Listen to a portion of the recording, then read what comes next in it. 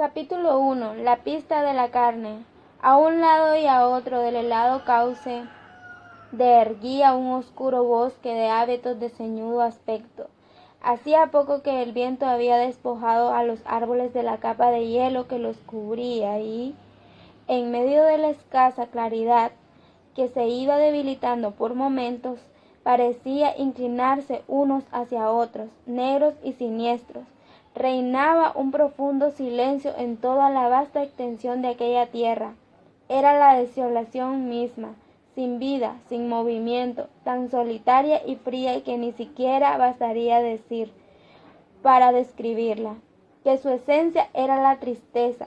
En ella había sus asomos de risa, pero de una risa más terrible que la tristeza, una risa sin el sonreír de lo infalible.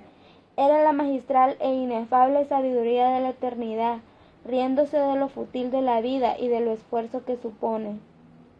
Era el bárbaro y salvaje desierto, aquel desierto de corazón helado, propio de los países del norte. Pero, a pesar de todo, ahí había vida, lo que significaba, sin duda, todo un reto. Por la pendiente del helado cauce bajaba penosamente una hilera de perros que parecía más bien lobo. La escarcha cubría un hirsuto pelaje. El aliento se le helaba en el aire en cuanto salía de su boca. Era despedido de espuma hasta posarse en sus pies, en donde se cristalizaba. Los perros llevaban sendos jaeces de cuerpo, como tirantes, que los mantenían unidos a un trineo que arrastraban. El especie de narria había sido construido de recias cortezas de abedul, carecía de cuchillas o patines y toda su superficie inferior descansaba sobre la nieve. La parte delantera del trineo estaba vuelta hacia arriba, a fin de que pudiera penetrar por la gran ola de nieve blanda que le dificultaba el paso. Sobre trineo se veía una caja estrecha y larga rectangular. Objetos, mantas, una gran hacha, una cafetera y una sartén, pero de lo que se ocupaba la mayor parte del sitio disponible, destacándose sobre todo lo demás, era la caja estrecha y larga, de forma rectangular. Delante de los perros, calzando anchos y blandos zapatos de pelo para la nieve, avanzaba trabajosamente un hombre. Detrás del trineo iba otro. Dentro, en la caja, iba un tercero, para quien todo esfuerzo había ya terminado. Una víctima de aquel salvaje desierto, un vencido que no se movería ni lucharía ya más, aplastado, aniquilado por él. Al desierto no suele gustarle el movimiento. Toma como una ofensa la vida, porque la vida es movimiento, y él tiende siempre a destruirlo, y el agua no dejarla correr hacia el mar.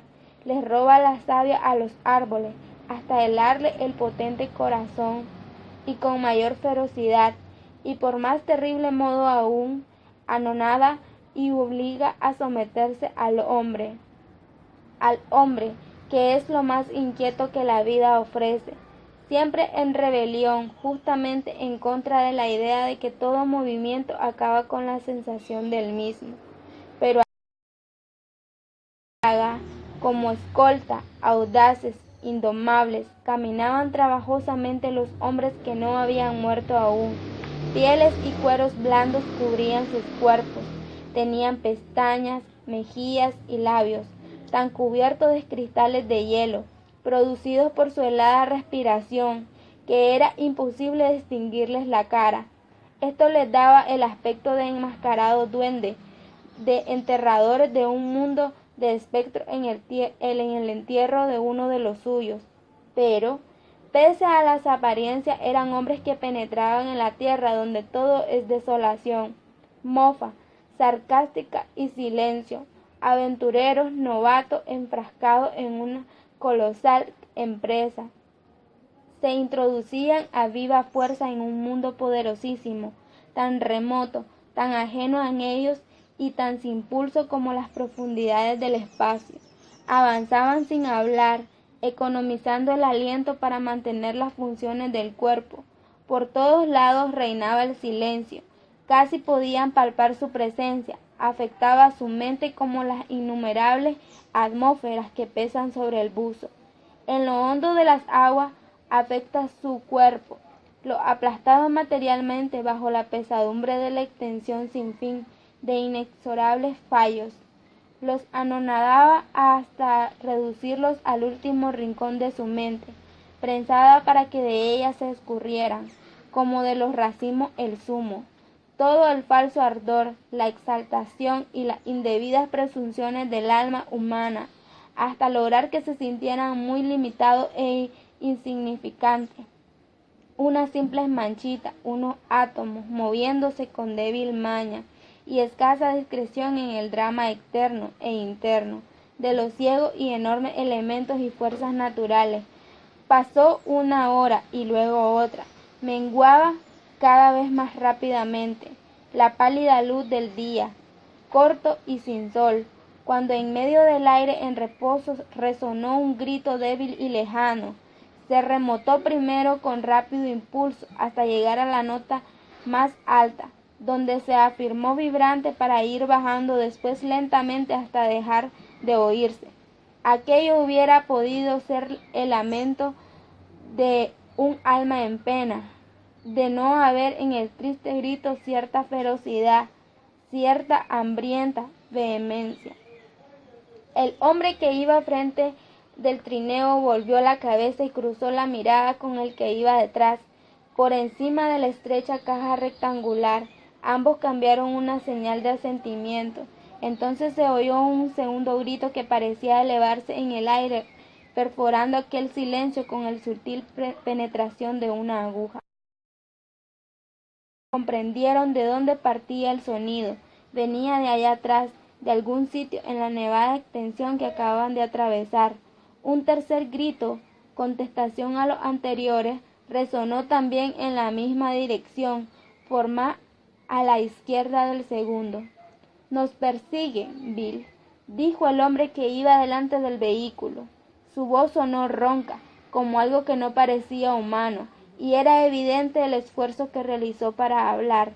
«La carne escasea», contestó su compañero. «Desde hace 6 días no he visto ni un rastro de conejo». No dijeron nada más, aunque siguieron con el oído atento a los que continuaban resonando allá lejos, a su espalda. Como había oscurecido ya por completo, desviaron los perros hacia un grupo de abetos al borde del cauce, y ahí acamparon. El ataúd colocado junto al fuego servía de asiento y de mesa. Los perros lobos, agrupados al otro lado de la hoguera, gruñían y se peleaban, pero sin mostrar el menor deseo de perderse entre la oscuridad. «Me parece, Henry, que es digno de tomar en cuenta eso de que se hayan quedado tan cerca de nosotros», comentó Bill. Henry, en cuclillas junto a la lumbre y apoyando la cafetera con un pedazo de hielo, asintió con la cabeza. No añadió una palabra hasta que se sentó sobre el ataúd y empezó a comer. «Saben que si apartan pueden acabar sin su pellejo», contestó entonces. «Prefieren comer de lo nuestro a ser comidos. Ya saben ellos lo que hacen ya». Bill movió dubitadamente la cabeza y objetó: «Oh, no sé. Su compañero lo miró con aire de curiosidad. «Esta era la primera vez que te oigo dudar de su instinto», Henry replicó el otro, mascando obstinadamente las habas que comía. «¿Te has fijado, por casualidad, en el modo que se resolvían los perros cuando les daba yo la comida?» «Sí, alborotaban más que de costumbre», contestó el interpelado. «¿Cuántos perros tenemos, Henry?» «6. Bueno, Henry». Bill se interrumpió un momento, como para dar mayor fuerza y énfasis a sus palabras. «Como íbamos diciendo, Henry, tenemos 6 perros. 6 pescados saqué yo del saco. Le fui dando uno a cada perro pero al llegar al último no me quedaba ya más pescado. Para el que es que contaste mal, 6 perros tenemos, insistió el otro tranquilamente. 6 eran los pescados que yo saqué. Oreja Cortada se quedó sin el suyo. Volví al saco, cogí otro y se lo di. Pues no tenemos más que 6 perros. Henry continuó, como si tal cosa no diré yo que fueran todos perros, pero eran 7 los que enguñeron los pescados. Henry dejó de comer para echar una mirada por encima de la lumbre y contar los perros. Lo que es ahora, no hay más que 6, dijo. Yo vi al otro huir a través de la nieve, anunció Bill fríamente. Pero con toda seguridad yo vi 7. Henry lo miró con lástima diciéndole, lo que yo me voy a alegrar cuando hayamos llegado al fin de este viaje. ¿Qué quieres decir con eso?, preguntó Bill. Pues quise decir que esta carga que llevamos te ha puesto ya tan nervioso que empiezas a ver visiones. También a mí se me ocurrió la idea, contestó gravemente Bill, y por eso, cuando te vi correr por la nieve, me acerqué y observé las huellas. Entonces conté los perros y aún habían 6. En la nieve han quedado todavía a las pisadas. ¿Quieres verlas? Yo te las enseñaré. Henry no contestó y siguió mascando en silencio hasta que terminaba la comida.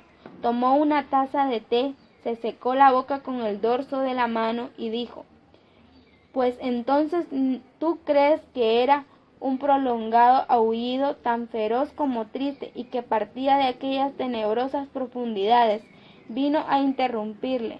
Lo escuchó un momento y luego terminó la frase diciendo, uno de esos, al tiempo que acompañaba las palabras con un movimiento de la mano, señalando el sitio de donde el aullido provenía. Bill asintió con la cabeza. Yo me inclinaría a creer esto antes que era otra cosa, indicó. Tú mismo observaste la barahunda que armaron los perros. Como un aullido sucedía a otro. El silencio de antes se había convertido en un vocerío de casa de loco. De todas partes se elevaban los gritos, y de tal modo impresionó aquello a los perros, que se apretaban atemorizados unos a otros. La cerca de la lumbre que el pelo se les chamuscaba. Bill echó algo más de leña al fuego antes de encender la pipa. Me parece que no lo tienes todas contigo, observó su compañero Henry. Y aquí, le dijo Bill, una chupada a la pipa. Muy meditabundo antes de seguir adelante, Henry estaba pensando en la condenada suerte que ha tenido ese, y no llegaremos nunca a tener nosotros. Al decirlo, señalaba con el pulgar al que iba en el ataúd que le servía de asiento. Lo que es cuando tú y yo nos muramos, Henry.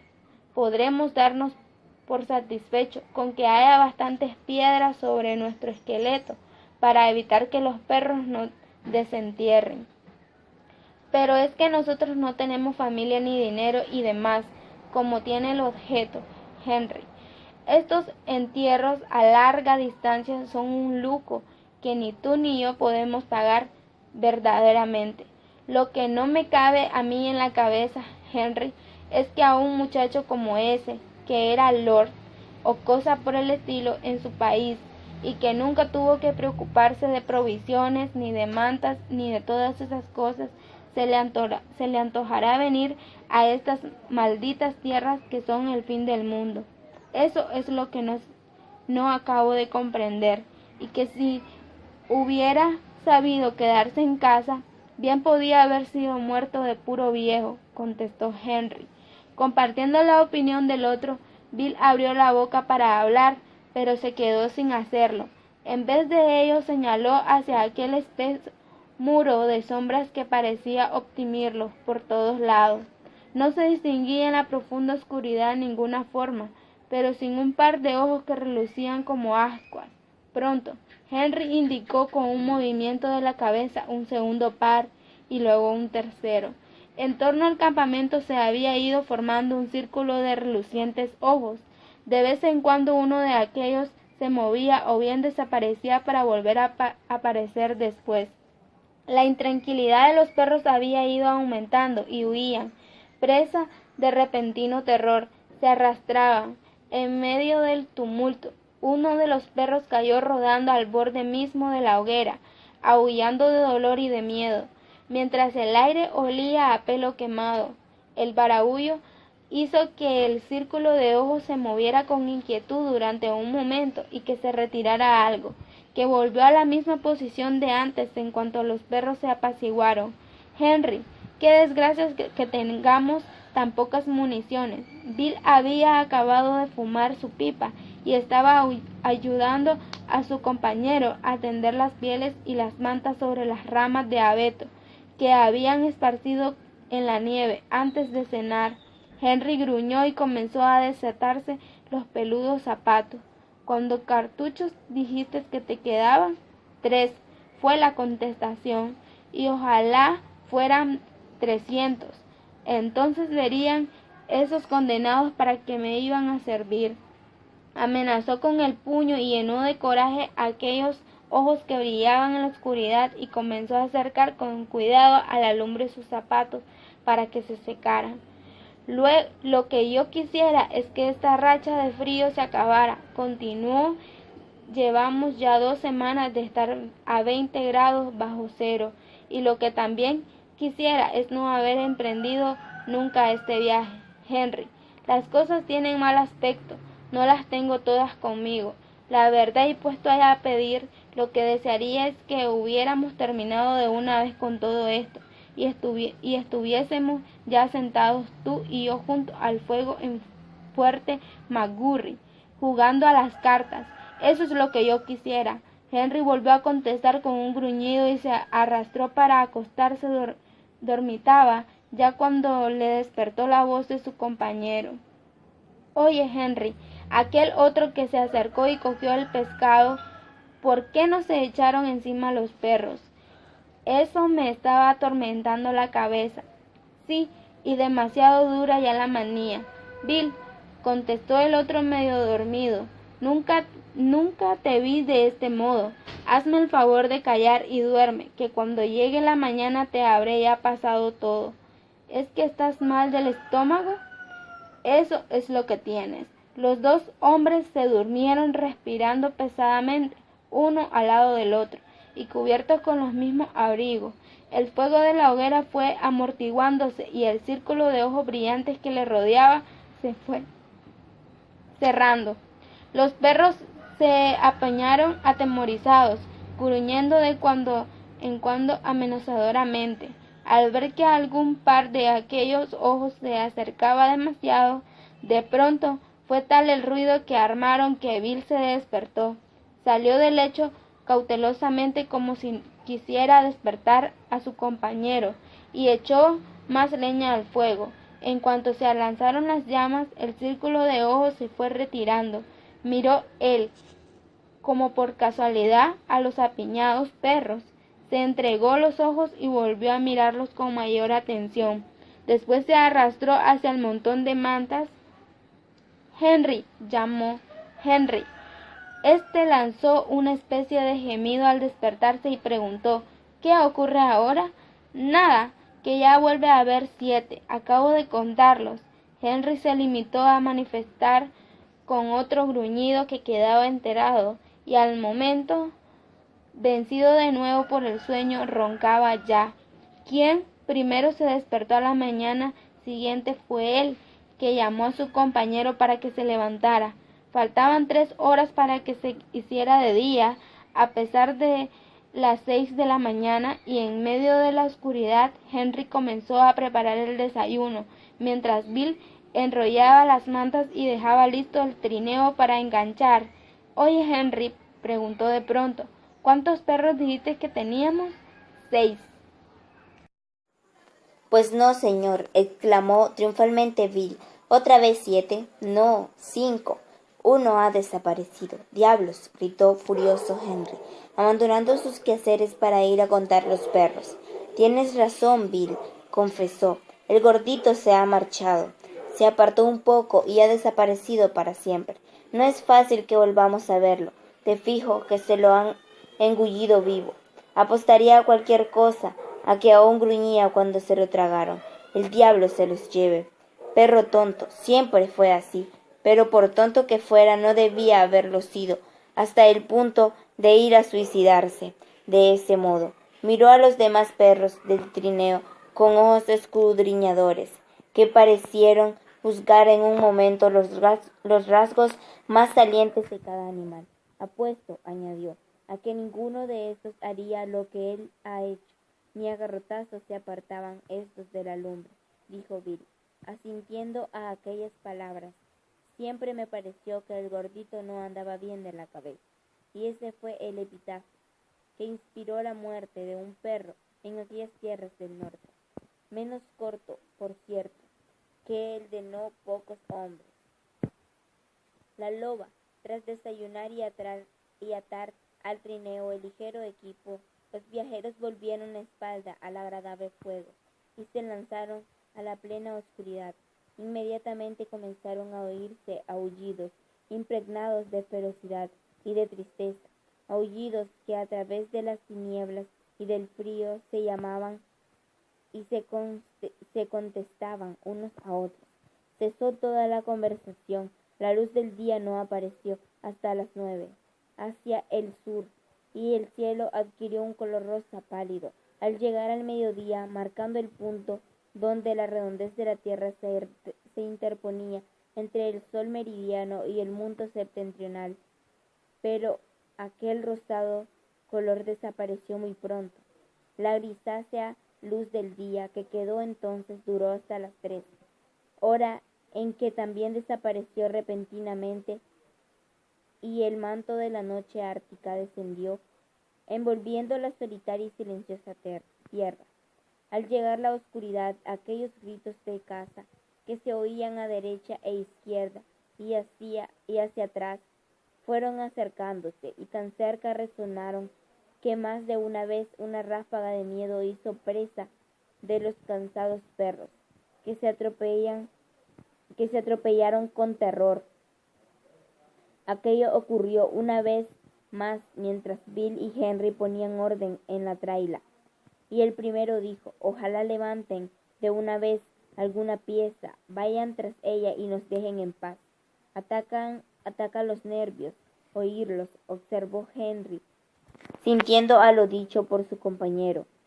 No hablaron nada más hasta llegar al sitio donde acamparon de nuevo. Henry estaba agachado, añadiendo pedazos de hielo a la olla en que hervían las habas, cuando se sobresaltó al oír el ruido de un golpe, una exclamación de Bill y un gruñido, y un agudo gruñido de dolor, que partía del grupo de los perros. Se enderezó a tiempo para ver desaparecer un negro y confuso bulto que cruzaba entre la nieve y se perdía en la oscuridad. Luego vio a Bill de pie en medio de los perros, entre triunfante y acobardado, sosteniendo en una mano un grueso garrote y en la otra la cola y parte del cuerpo de un salmón, curado al sol. Se me ha llevado la mitad, dijo, pero al menos he podido darle un buen porrazo. ¿No oíste el chillido? ¿Y cómo era?, preguntó Henry. No pude distinguirlo bien, pero tenía 4 patas, boca y pelo, y en todo se parecía a un perro. Debe ser un lobo domesticado, supongo, pues bien domesticado ha de estar el maldito, sea lo que sea, para venir aquí a la hora de comer y llevarse una ración de pescado. Aquella noche, cuando acabaron de cenar y sentados sobre la caja rectangular, fumaban sus pipas, el círculo de ojos brillantes se acercó mucho más que anteriormente. ¿Por qué no levantaran esos una manada de antas o cualquier otra cosa y se irán tras ella, dejándonos tranquilos?, dijo Bill. Henry asintió con una especie de gruñido, en cuya entonación había algo que no era solo aprobación, y durante un cuarto de hora siguieron sentados y sin decir palabra. Henry miraba la lumbre fijamente, y Bill aquel círculo de ojos que relucían en la oscuridad, más allá de las llamas de la hoguera. Ojalá estuviéramos ya en camino a Madgurri. Volvió a empezar el segundo. Cállate de una vez y deja de enfunfuñar y molestarme, exclamó enojado Henry. Tú estás mal del estómago. Eso es lo que tienes. Trágate una cucharada de soda y verás cómo se te endulza el carácter, y tu compañía resulta más agradable. Al llegar la mañana, a Henry le despertaron todo un torrente de blasfemias que brotaban de la boca de Bill. Se apoyó sobre el codo para mirar a su compañero, que estaba de pie entre los perros, junto al fuego, al que había añadido más leña, con los brazos en alto, en actitud indignada y torcido el gesto de pura cólera. «Hola, ¿qué te pasa ahora?», le gritó Henry. «Que el rana se ha ido. No puede ser». «Te digo que sí». Henry saltó de entre las mantas y se dirigió hacia los perros. Los contó con cuidado y unió sus maldiciones a las de Bill contra aquel poder de la vida salvaje que acababa de robarles otro perro. «El rana era el más fuerte de la traila», afirmó Bill.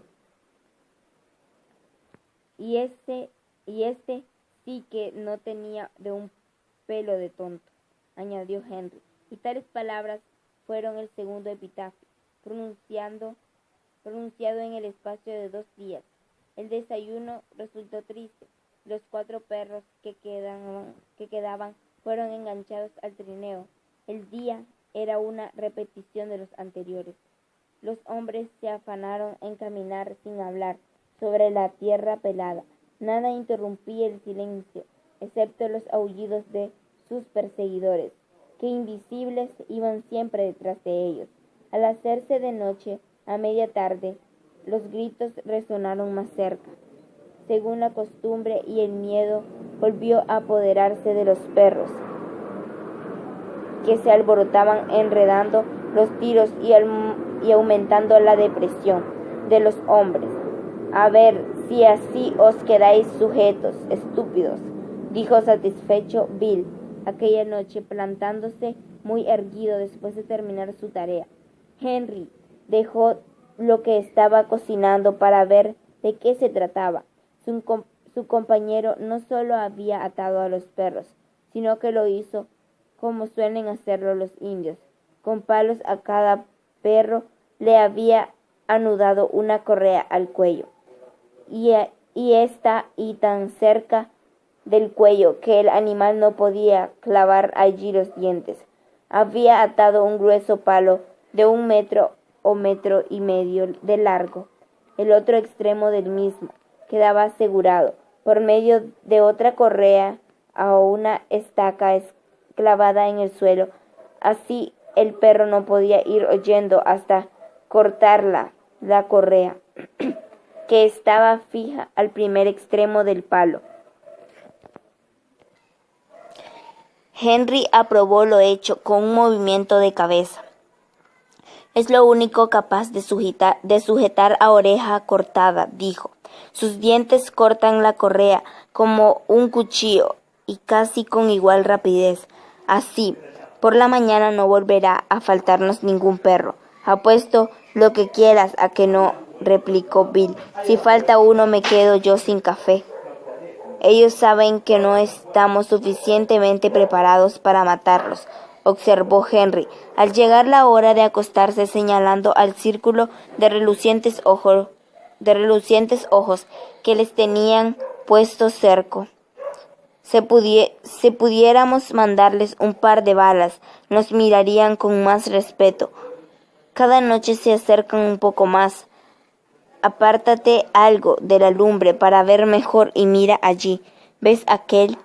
Durante cierto tiempo los hombres se entretuvieron en observar el movimiento de confusos bultos, casi al borde mismo de la hoguera, mirando un rato fijamente a un par de aquellos ojos que brillaban entre las sombras. La forma del animal iba tomando cuerpo lentamente, y a veces hasta llegaban a verlo moverse. Un ruido que partió del grupo de los perros llamó la atención de los 2 hombres.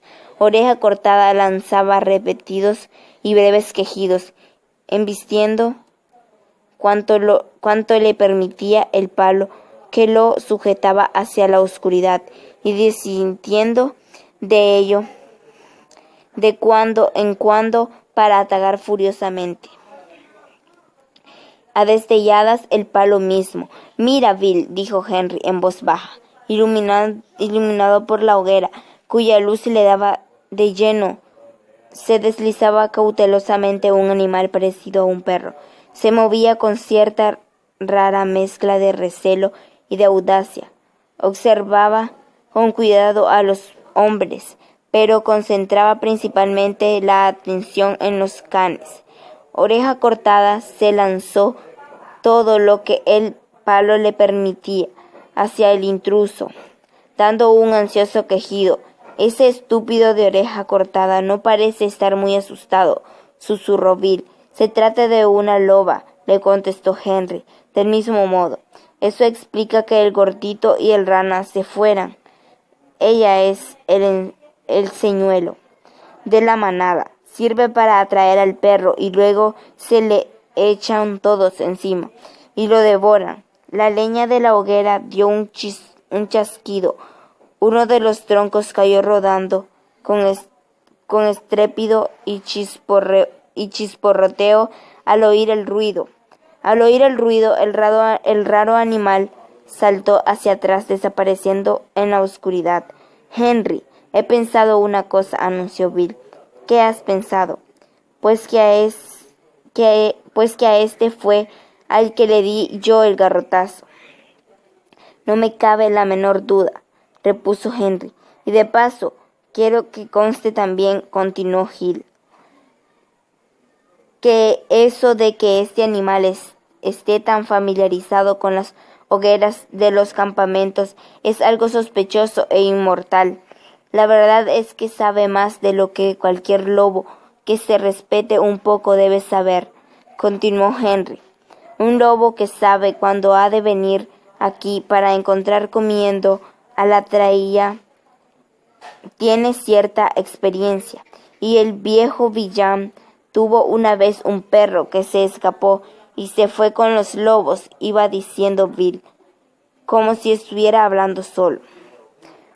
«Puedo afirmarlo con seguridad. Lo separé de la manada de un balazo, en un prado donde van a pasar las antas más allá de Little Stick».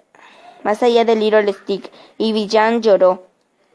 Entonces, como una criatura, 3 años había estado sin verlo, según dijo. Ese tiempo estuvo con los lobos. Me parece que has dado en el clavo, Bill. En realidad, ese lobo es un perro y muchas veces ha comido pescado antes de ahora, recibiéndolo de manos de algún hombre. Y así se presenta la ocasión. Este lobo, que no es lobo sino perro, no será pronto más que un montón de carne», afirmó Bill. «No podemos permitirnos el lujo de perder más animales que los que hemos perdido». «Pero si no tienes más que 3 cartuchos», objetó Henry. «Esperaré hasta que el tiro sea seguro», fue la contestación que obtuvo por la mañana. Henry renovó el fuego y preparó el desayuno. Le acompañaban los ronquitos de su compañero. «Dormías tan a pierna suelta que no quise cometer la crueldad de despertarte antes», le dijo Henry al llamarle para que fuera a desayunar. Bill empezó a comer somnoliento. Aún observó que su taza estaba vacía y comenzó a buscar la cafetera, pero ésta estaba fuera de alcance de su mano y al lado mismo de Henry. «Oye, Henry», le dijo como riñéndole suavemente, «¿no te has olvidado de algo?». Miró a un lado y a otro buscando con gran cuidado y movió negativamente la cabeza. Bill le tendió entonces su taza vacía. «No hay café para ti», le anunció Henry. «Se ha acabado». «No. ¿Crees que no me conviene para la digestión?» «No».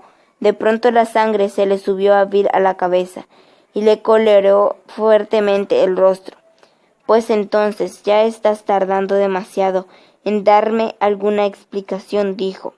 «El zancudo se ha ido», le contestó Henry, sin precipitarse, con aire de persona que admite con resignación una desgracia. Bill volvió la cabeza y, desde el sitio donde estaba sentado. Contó los perros con cuidado. ¿Cómo fue?, preguntó con apatía. Henry se encogió de hombros. No sé, la única posibilidad es que Oreja Cortada le haya roído las correas y lo haya dejado suelto. Él mismo no podía hacerlo, eso con seguridad. Mal bicho. Bill hablaba grave y lentamente, sin dar rienda suelta a toda la rabia que le devoraba. Claro, como no pudo desatarse él mismo, se decidió a hacerlo con el zancudo. Bueno, ese ha acabado de padecer. Me parece que a estas horas estará ya dirigido y dando vueltas por ahí, repartido en 20 vientres de otros tantos lobos. Ese fue el epitafio que Henry dedicó al último de los perros que había perdido. Toma café, Bill, añadió, pero Bill movió la cabeza negativamente. Toma, hombre, insistió Henry levantando la cafetera. Bill retiró su taza vacía. Que me ahorquen, dijo, si lo tomo. Dije que no quería sin él, si se perdía otro perro, y no lo quiero. Mira que está riquísimo, indicó el otro para tentarle, pero Bill era terco y tragó el desayuno en seco, ayudándose solo con el buen golpe de maldiciones murmuradas a media voz contra Oreja Cortada, por la mala partida con que acababa de obsequiarlos, librando al otro perro. Lo que es esta noche los ato a distancia, para que no puedan acercarse uno a otro, aseguró Bill, mientras los dos hombres volvían a reanudar su camino. Habían andado poco menos de 100 metros, cuando Henry, que iba delante, se agachó y recogió algo con lo que había tropezado. En la oscuridad no podía verlo, pero supo lo que era por el tacto. Lo arrojó hacia atrás, de modo que primero dio contra el trineo y luego saltó hasta los peludos zapatos de Bill. Podría ser que te hicieran falta, dijo Bill. Lanzó una exclamación. Era lo único que había quedado del zancudo. El palo que sirvió para atarlo. Se lo comieron con piel y todo, fue su comentario. El palo estaba tan limpio y desnudo como si no se hubiera tocado. Se han comido hasta las correas de los extremos. Están hambrientos los malditos, y me parece que tendremos ocasión de saberlo, tú y yo, antes de que terminemos este viaje. Henry se rió con aire de desafío.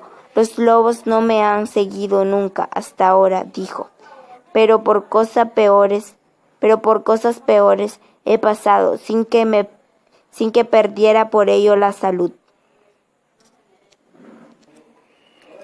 Se necesita algo más que un puñado de esa peste de animales para acabar con este tu afectísimo servidor. Bill, hijo mío, no sé, murmuró Bill con expresión siniestra. Bueno, pues ya lo sabrás cuando lleguemos a McGurry.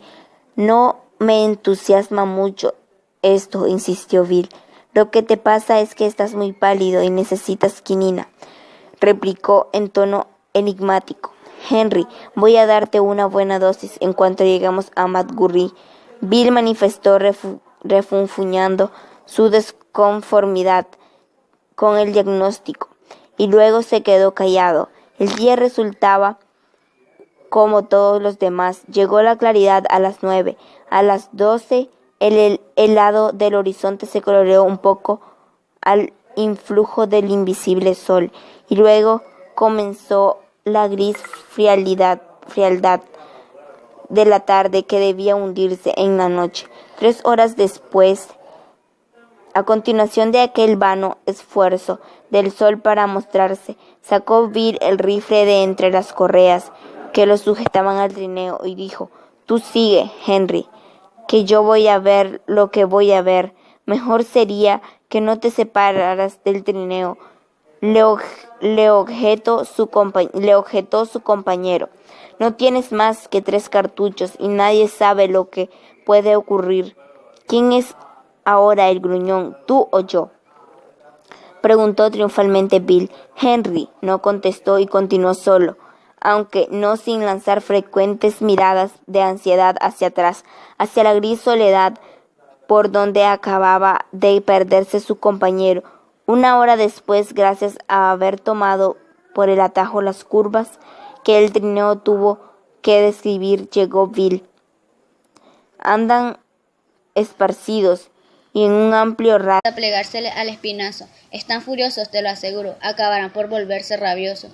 Y entonces mucho ojo. 3 minutos después, Henry, que iba ahora detrás del trineo, lanzó un sordo silbido de alerta. Bill se volvió y miró, después de lo cual paró los perros silenciosamente a retaguardia desde la última curva que habían dejado y siguiendo sus mismos pasos, visible por completo y sin recatarse lo más mínimo, iba trotando como escapado un animal peludo. Seguía el rastro con el hocico. Tenía un trote especial, parecía que se deslizara y adelantaba sin el menor esfuerzo.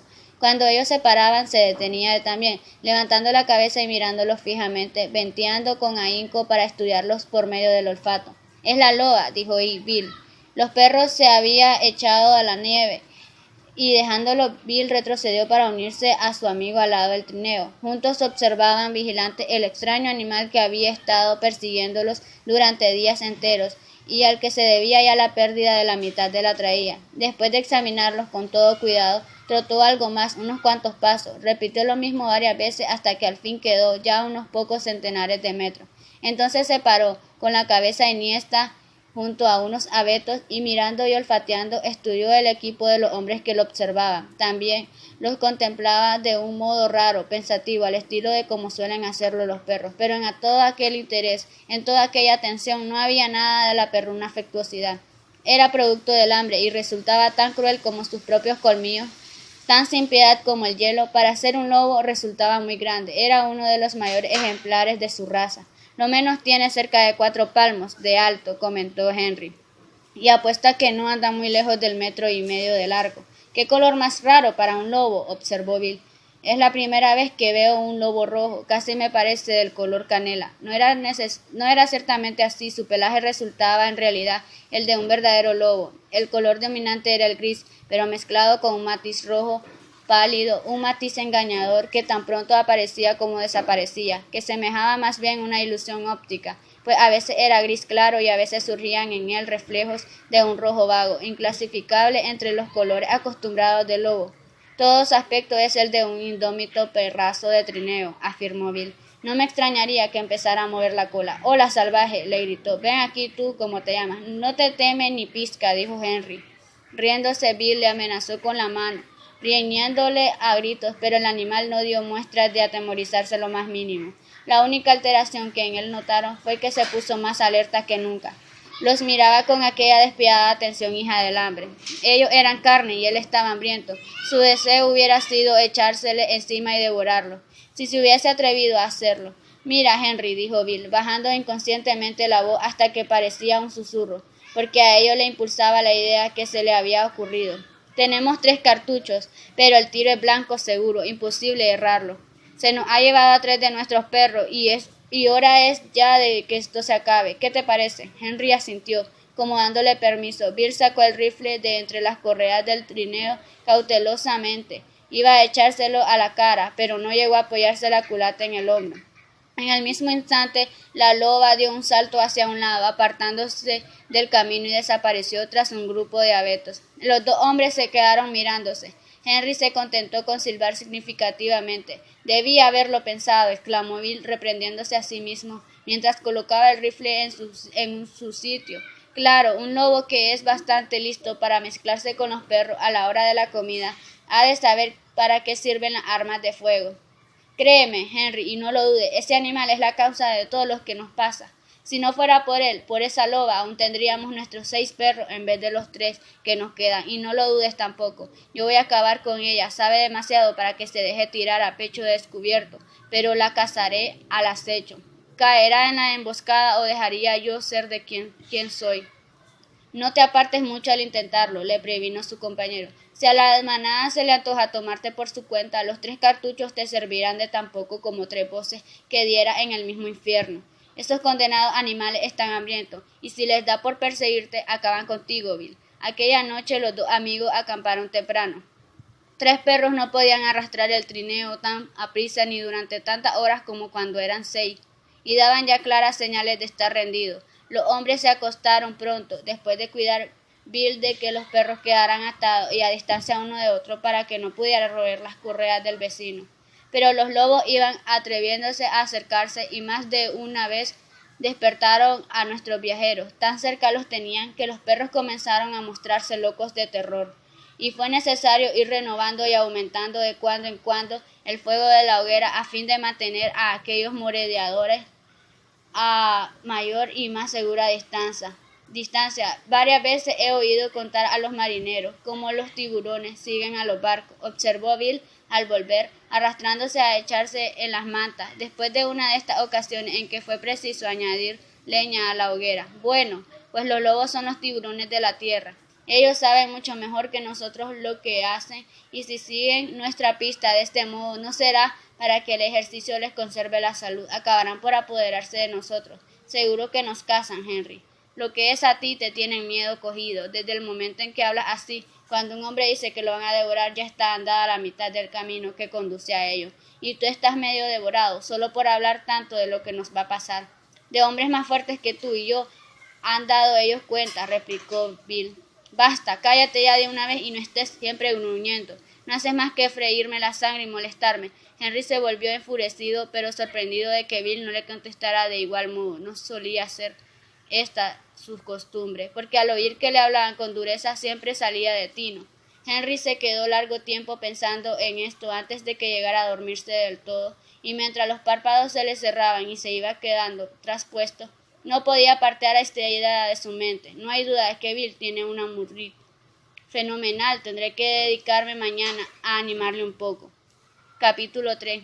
El aullido del hambre. El día comenzó prósperamente. No habían perdido ningún perro más durante la noche, y se lanzaron a trillado sendero y con él al silencio, a la oscuridad y al frío, con ánimo bastante tranquilo.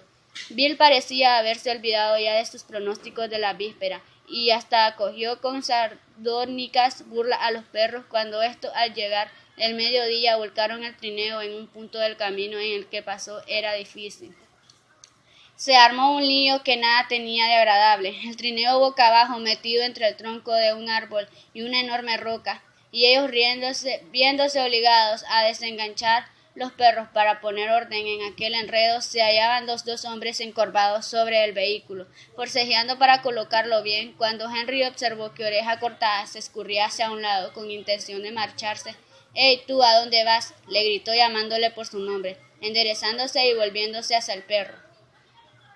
Pero Oreja Cortada salió escapado a través de la nieve, dejando tras sí las huellas que marcaban su fuga. Y allí, en la nieve, donde estaba el otro rastro que habían dejado ellos a su espalda, se hallaba la loba esperando al nuevo fugitivo. A medida que el perro se iba acercando, se volvía cauteloso. Fue deteniendo la carrera hasta convertirla en una serie de pasos cortos y vigilantes.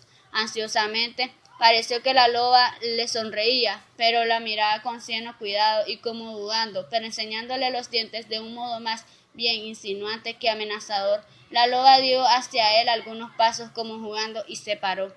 Oreja Cortada se acercó a ella cautelosamente. A un ojo avisador, enderezadas la cola y la oreja y alta la cabeza, el perro trató de aproximar su hocico al de ella, pero la hembra retrocedió entre traviesa y esquiva. Cada avance de él iba seguido del correspondiente retroceso de ella. Paso a paso fue apartándola de la protección que podía prestarle la compañía humana. Una de estas veces, como si una vaga sospecha o aprensión hubiera cruzado por el cerebro del animal, volvió la cabeza y miró hacia atrás, hacia el volcado trineo, sus compañeros de tiro y los dos hombres que lo estaban llamando. Pero sea la que fuera la idea que empezaba a tomar forma en su cabeza, se borró cuando la loba avanzó hacia él. Se olisquearon un brevísimo instante, y luego la hembra volvió a adoptar su esquivo sistema de retirada al verse requerida de nuevo. Mientras tanto, Bill había pensado en la posibilidad de utilizar el rifle, pero con el vuelco se había quedado debajo del trineo, y antes de que lo hubiesen levantado, Oreja Cortada y la loba estaban demasiado cerca ya uno de otro, y a sobrada distancia de los hombres para que cualquiera se arriesgara a disparar. El perro comprendió su error demasiado tarde. Antes de que nuestros hombres se percataran de la causa que a ellos le movía, Lo vieron volverse en redondo y empezar a correr en busca de su compañía. Entonces vieron una docena de lobos flacos y grises que se acercaban en ángulo recto al camino trillado y le cerraban la retirada inmediatamente. Toda la esquivez y travesura de la loba desaparecieron como por encanto. Dando un gruñido y un salto, se lanzó sobre la oreja cortada. Este le dio un empujón con el hombro para apartarse. Veía la retirada cortada, pero persistió aún en el propósito de volver donde estaba el trineo. Así que cambió de dirección, intentando dar un rodeo. A cada momento aparecían más lobos que tomaban parte en su caza. En cuanto a la loba, se hallaba a la distancia de un salto detrás de Oreja Cortada, y se preparaba al ataque. ¿A dónde vas?, preguntó de pronto Henry. Poniendo la mano sobre el brazo de su compañero, Bill le apartó de una sacudida. «Eso no lo aguanto», exclamó. «No van a quitarnos ni uno más de nuestros perros, si yo puedo impedirlo». Rifle en mano, se hundió en el bosque abajo que bordeaba el sendero. Su intención era evidente. Tomando el trineo como centro del círculo que iba trazando Oreja Cortada, se proponía penetrar en este círculo en un punto en que pudiera ganar por la mano a sus perseguidores.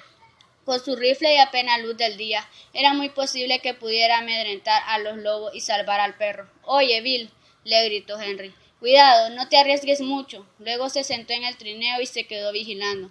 No podía hacer nada más. Bill se había perdido ya de vista, pero de cuando en cuando apareciendo y desapareciendo entre las matas y los esparcidos grupos de abetos, se podía ver a Oreja Cortada. Henry lo dio ya por perdido. Parecía que el propio perro estaba seguro del peligro en que se hallaba, pero corría trazando un círculo muy grande, extenso, mientras que el de la manada resultaba interno y muy corto. Era inútil pensar que Oreja Cortada pudiera dejar atrás a sus perseguidores de tal modo que, cortando por delante de su círculo, llegara a ponerse a salvo junto al trineo. Las dos líneas distintas se acercaban rápidamente a un punto determinado. Henry adivinaba que allá entre la nieve, tras una cortina de árboles y de matojos que le impedía verlo, la manada, Oreja Cortada y Bill iban a encontrarse con gran rapidez, precipitándose las cosas mucho más de lo que él creía. Ocurrió lo que esperaba. Oyó un disparo, luego dos más en rápida sucesión, y se cercioró de que Bill había ya gastado todas sus municiones. Después oyó todo un tumulto de gruñidos, reconoció la voz de Oreja Cortada en un alarido de dolor y de miedo, y oyó el lamento de un lobo herido, y nada más el gruñir y el aullar cesaron. Volvió a reinar el silencio sobre la solitaria tierra. Se quedó largo tiempo sentado sobre el trineo. No había necesidad de que fuera a ver lo ocurrido. Lo sabía tan bien como si se hubieran desarrollado los acontecimientos ante su vista. Hubo un momento en que se levantó sobresaltado y empuñó a toda prisa el hacha que sacó de entre las correas que la ataban, pero la mayor parte del tiempo permaneció sentado y ansiosamente pensativo. Mientras los dos perros se acurrucaban temblorosamente a sus pies. Al fin se levantó extenuado, como si toda fuerza de resistencia hubiera huido ya de su cuerpo, y procedió a enganchar los perros al trineo. Se pasó una cuerda por el hombro, un tirante más para uso humano, y ayudó a los perros a arrastrar el trineo. No avanzó mucho en su camino. A las primeras señales de que iba a oscurecer, se apresuró a acampar, procurándose la más abundante provisión de leña que le fuese posible. Dio de comer a los perros, cenó y se hizo la cama, lo más próximo al fuego que pudo, pero no consiguió disfrutar del sueño con tranquilidad. Antes de que sus ojos se cerraran, los lobos se habían acercado ya tanto que el peligro era inminente. No se necesitaba esforzar la vista para distinguirlo. Ahí estaban, en torno a él y a la lumbre, formando estrechos círculos, sentándose sobre él, las patas traseras atrasándose, avanzando, retrocediendo furtivamente. Algunos hasta dormían, de cuando en cuando los veía enroscados sobre la nieve como perros, disfrutando de un sueño que a él se le negaba. Mantuvo bien encendida la hoguera porque bien sabía que aquel era el único obstáculo que se interponía antes entre su propia carne y aquellos colmillos de fiera hambrienta. Los dos perros no se apartaban de su compañía, uno a cada lado apoyándose contra él como en demanda de protección, dando quejidos y a veces gruñendo desesperadamente. Cuando algún lobo se acercaba demasiado en tales momentos, todo el círculo acababa por agitarse. Los lobos se ponían en pie e intentaban avanzar en masa, y todo un coro de gruñidos y aullidos se elevaba en torno al hombre. Luego el círculo volvía a echarse sobre la nieve, y de cuando en cuando alguno de los lobos reanudaba su interrumpido dormitar. pero el constante círculo tendía continuamente a irse acercando, poco a poco, pulgada a pulgada, arrastrándose primero un lobo y luego otro. Se iba cerrando hasta ser cada vez más estrecho, hasta que las fieras se quedaban ya a tan poca distancia que con un salto hubieran podido salvarlos. Entonces el hombre escogía tizones y los arrojaba en medio de la mañana. Invariablemente esto hacía que los lobos se retiraran precipitadamente, dando aullidos de rabia y gruñendo asustados cuando algún tizón bien dirigido hacia el blanco chamuscaba a alguna de las fieras más atrevidas. Al llegar la mañana, el hombre estaba más lento, extenuado, con los ojos hundidos porque le falta de sueño. Preparó el desayuno en plena oscuridad y a las 9, cuando al llegar la luz del día los lobos se retiraron, puso en práctica un plan que había trazado durante las largas horas de la noche. Cortó renuevos de los árboles e hizo con ellos un andamio de travesaños que dejó atados muy alto a los enhiestos troncos. Luego, usando como cuerda elevadora las ligaduras del trineo y con ayuda de los perros, lanzó el ataúd y lo fue subiendo hasta dejarlo colocado sobre el andamio. A Bill lo han cogido ya, y tal vez conmigo harán lo mismo, pero lo que a ti de fijo que no te cogerá nunca, joven, dijo dirigiéndose al cadáver al que acababa de dar por sepulcro los árboles. Después de esto, emprendió la marcha por el sendero. El aligerado trineo saltaba detrás de los perros, que tiraban ahora con ganas, porque también ellos comprendían que su salvación dependía de que pudieran llegar a Fuerte McGurry. Los lobos continuaban en su persecución de un modo más franco y abierto, flotando tranquilamente detrás y puesto en hilera a cada lado de la pista, con las rojas lenguas colgando y los ondulantes costillas mostrándose a cada movimiento. Tan flacos estaban que no eran más que meras bolsas de piel estiradas sobre un armazón óseo, con cuerdas por músculos tan flacos que pasó por la mente de Henry la idea de que era una maravilla que pudieran sostenerse en pie y no cayeran desplomados sobre la nieve. No se atrevió nuestro viajero a seguir andando hasta que oscureciera al mediodía. El sol no solo animó con sus cálidos tonos el horizonte meridional, sino que hasta llegó a mostrar su borde superior, pálido y dorado, por encima de la línea que marcaba el comienzo del firmamento. El hombre lo consideró como una buena señal. Los días se alargaban, volvía el sol, pero cuando desapareció la alegría de su luz, se apresuró a acampar. Quedaban aún muchas horas de gris claridad diurna y de sombrío crepúsculo, y las aprovechó cortando una enorme cantidad de leña. Con la noche llegaron los horrores. Los hambrientos lobos se hacían cada vez más atrevidos, y el sueño rendía a Henry. Dormitó algo contra su propia voluntad, acurrucado al amor de la lumbre, con las mantas echadas sobre los hombros, el hacha entre las rodillas y a cada lado un perro que se apretujaba contra su cuerpo. Se despertó una vez y vio a menos de 4 metros de distancia un enorme lobo gris, uno de los mayores de la manada, y aún más.